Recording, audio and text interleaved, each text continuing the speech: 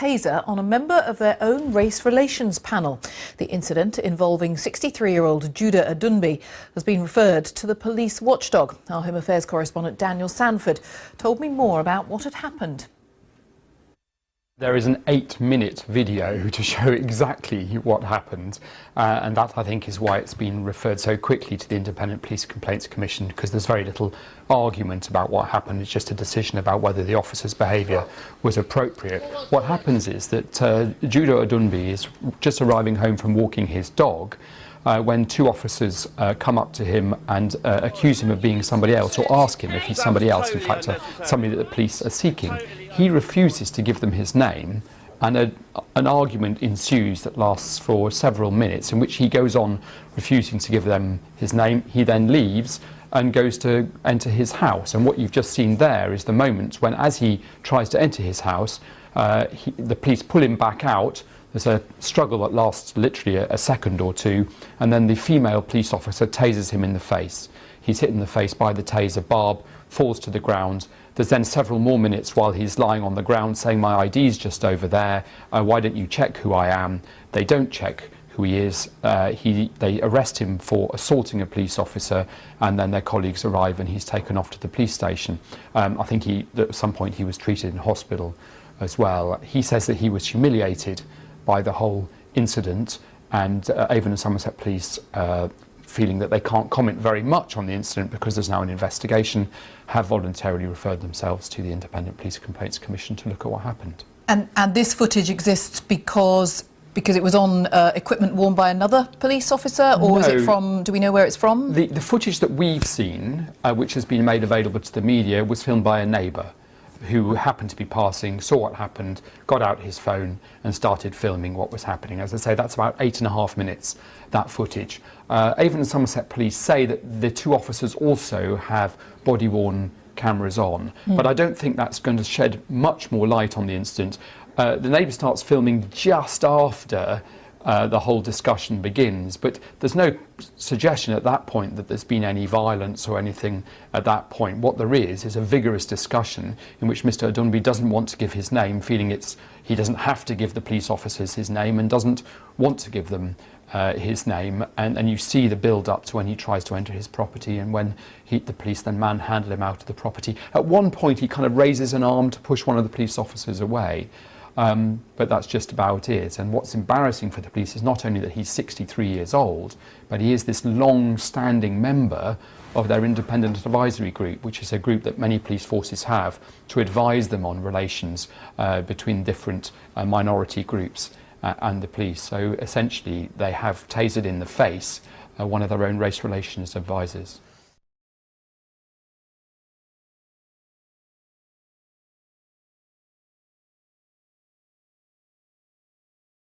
My name. I am not telling my name. I've done no wrong. So you can't know my name. We have no choice then but to arrest you. Go on then. Because we believe you're who is wanted at the moment. Yeah, you're not willing to tell me your name. No, I'm not telling my name. So how do I know you're not? Because you don't know who you're talking to now. Let me alone and go about my business. You're not telling me. I've asked you to remain calm. You're going to calm me. Your sergeant is going to cut down the taser me for whatever reason. Oi. Oi! Listen. He's just trying to get into his house.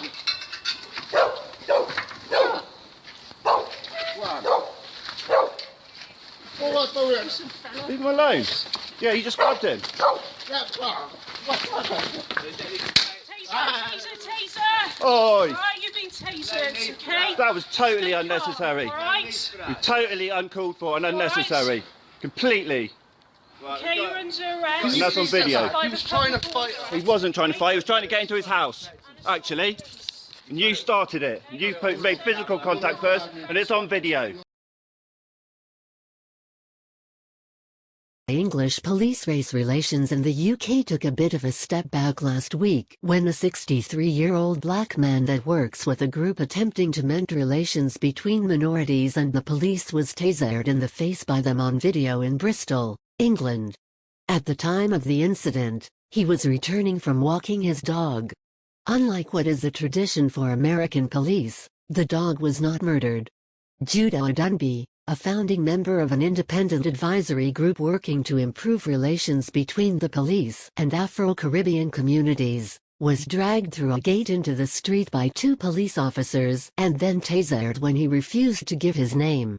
The unnamed officers had claimed that they thought Adunbi was another person that was wanted for unspecified crimes. Via the New York Times, Judah Adunbi was returning home last week when 2 police officers suddenly confronted him, demanding his name. When he refused to give it, they yanked him outside his gate and shot him with a taser stun gun. But Mr. Adunbi was not the wanted suspect whom officers were seeking. He is a 63-year-old black race relations advisor who has worked to improve ties between police officers and the black people in Bristol, about 120 miles west of London.